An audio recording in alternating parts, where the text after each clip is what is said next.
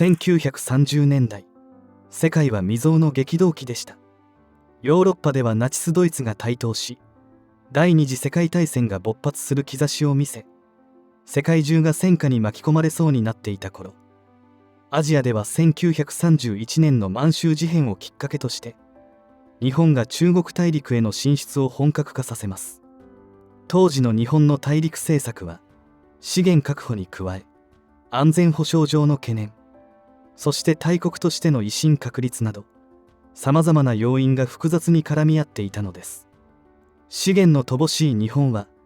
自国の経済の維持と軍事力の強化のために、資源豊富な地域を求めていました。中でも石油資源は、工業生産や軍事活動に不可欠なものであり、その確保は、国家の存亡をも左右するといえる重要な問題でした。1930年代後半、日本の石油の年間使用量は約400万トンにも上っていましたが、国内での生産量はその10分の1にも満たず、約 80% をアメリカからの輸入に頼っていました。日本はアメリカへの依存度を下げるため、東南アジアの資源獲得を第一に、アジアを欧米列強から解放し、共に栄えようとする大東亜共栄圏を掲げます。しかしそれは日本の理想や願望も反映したものであり、各国からの意見では侵略行為を正当化しているとの見方もあったのです。アメリカは日本の行動を警戒し、経済制裁を段階的に強めます。1939年には日米通商航海条約を破棄し、翌40年にはくず鉄や鋼材だけでなく、航空機燃料や機械などの軍事物資の輸出を禁止し、日本の軍事力に大きな影響を与えました。そして翌41年、ついに日本への石油の輸出禁止を実行。日本は生命線である石油が断たれたことで、経済活動に大打撃を受けるだけでなく、保有する石油がわずか1年分程度となり、軍事活動を継続することが困難になっていったのです。日米間の緊張が高まりつつある1941年11月、アメリカから日本へハルノートが提示されました。ハルノートは、日本軍の中国からの完全撤退、日独伊三国同盟の解消、満州国の不承認、そしてこれまでの侵略行為の撤回と、東南アジアへの不干渉など、日本には受け入れがたい厳しい要求でした。日本政府はハルノートを最後通牒と受け止め、外交による解決を諦めざるを得なくなり、開戦への道を突き進むことになったのです。日本がアメリカとの開戦に踏み切った背景には、複数の目的が存在しました。第一の目的は、アメリカ太平洋艦隊を一時的に無力化し、その間に東南アジアの資源地帯を確保することです。これは単なる資源獲得にとどまらず、アメリカとの交渉を有利に進めるための時間稼ぎという側面もありました。第二の目的は、開戦初期に短期決戦でアメリカに大打撃を与え、早期講和に持ち込むことです。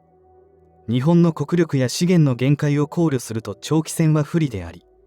短期決戦に活路を見出すほかになかったとも言えます。第三の目的は、日中戦争の長期化や、アメリカからの経済制裁によって高まっていた国民の不満を、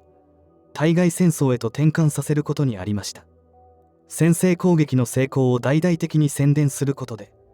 国民の士気を高め、戦争遂行への理解を得ようとしていたのです。連合艦隊司令長官の山本五十六は、当初は消極的だったものの、開戦が決定する以上、圧倒的な工業力を背景に持つアメリカ相手では、短期決戦以外にはないと考えていました。いかにして早く戦争を終結させるか。その観点から、山本は真珠湾攻撃を立案します。早期に太平洋艦隊を壊滅し、アメリカの戦意を喪失させて、有利な講和条件を引き出すことを狙いとしていたのです。山本の戦略は、当時の常識を覆す画期的なもので、戦艦が航空攻撃に弱いという分析から、航空戦力を最大限に活用すれば、アメリカ太平洋艦隊を壊滅させられると確信していました。この戦略実現のために、各地へ作戦に出ていた戦力を招集し、日本海軍の精鋭部隊を結集させ、高い練度と豊富な実戦経験を持つ部隊で真珠湾の攻撃に総力をつぎ込もうとしていました。集めたのは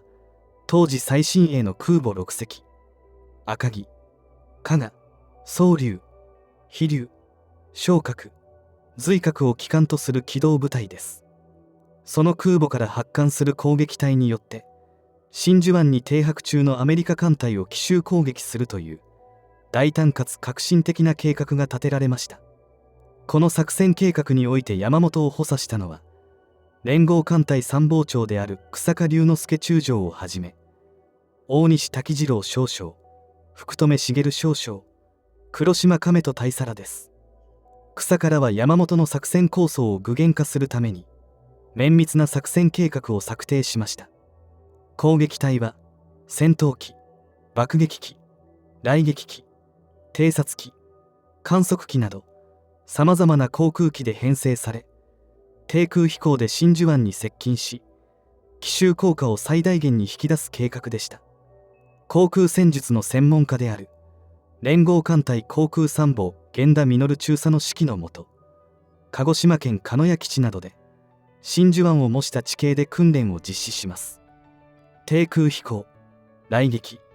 水平爆撃、急降下爆撃など厳しい訓練が繰り返し行われ、また雷撃機には水深の浅い真珠湾でも魚雷を命中させられるよう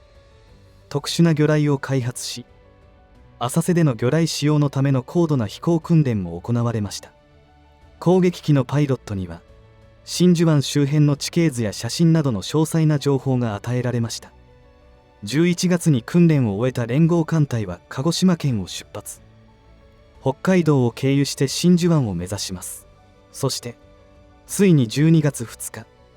新高山登一二丸八の打電により真珠湾攻撃開始の命令が下されたのです。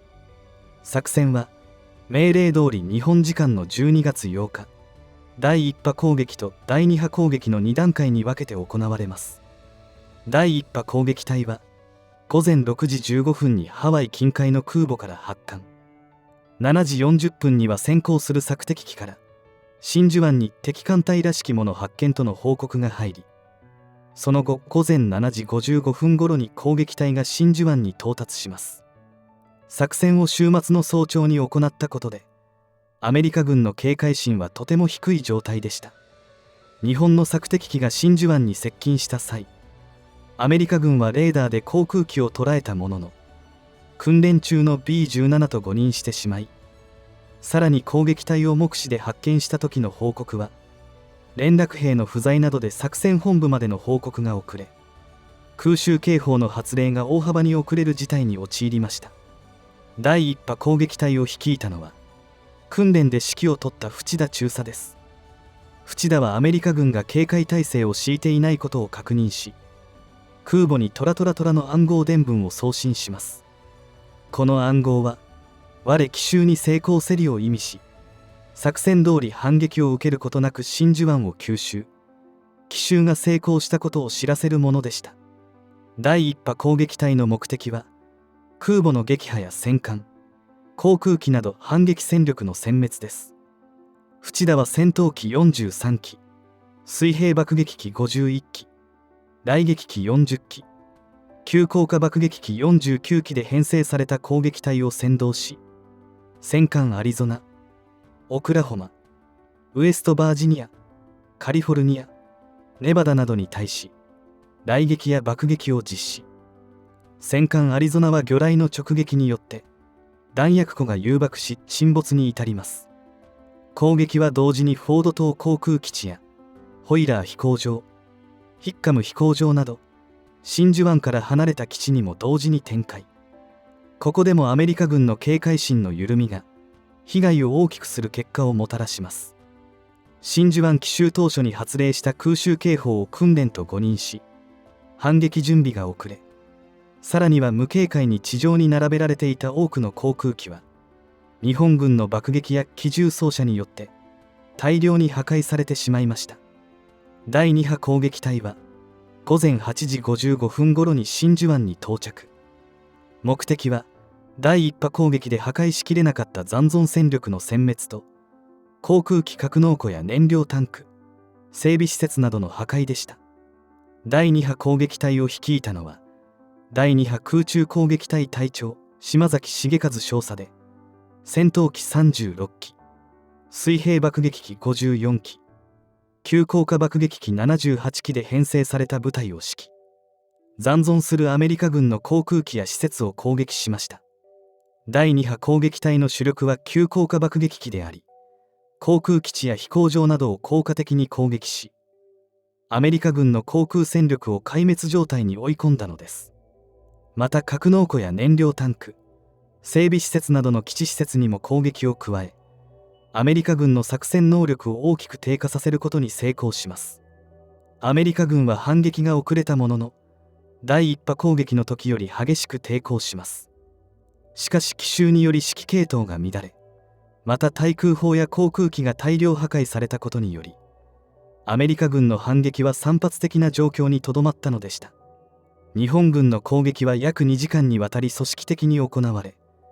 攻撃隊は空母へと引き返しました。アメリカ軍の被害は甚大で、戦死者約2400名、負傷者約1100名に及び、戦艦アリゾナとオクラホマの2隻が沈没と、他7隻が損傷、合わせて巡洋艦3隻、駆逐艦3隻も損傷を受けました。航空機に至っては、180機以上が破壊され、さらに格納庫、整備施設、滑走路も大きな被害を被ったのです。日本軍は奇襲攻撃によって、アメリカ太平洋艦隊の戦力を大きく低下させることに成功します。しかし攻撃当日にアメリカ軍の空母の姿はなく、最大の目的は果たせず、大きな誤算を生んでしまいました。そして日本軍の損害は、機動部隊においての損傷はなく、攻撃隊で戦死者が約50名、航空機約30機程度のみの損傷であり、戦死者が出たとはいえ、アメリカ軍と比較すると軽微なものでした。日本軍の損害が軽微であったことから、三河軍一中将や山口多門少将らが第二次攻撃を上申します。しかし第一航空艦隊司令長官南雲忠一中将は、機動部隊の温存、燃料や弾薬の不足、反撃の警戒、そして最大目的の空母不在など複数の要因を考慮し、第二次攻撃を見送る決断に至ったのでした。山本により立案された真珠湾攻撃は、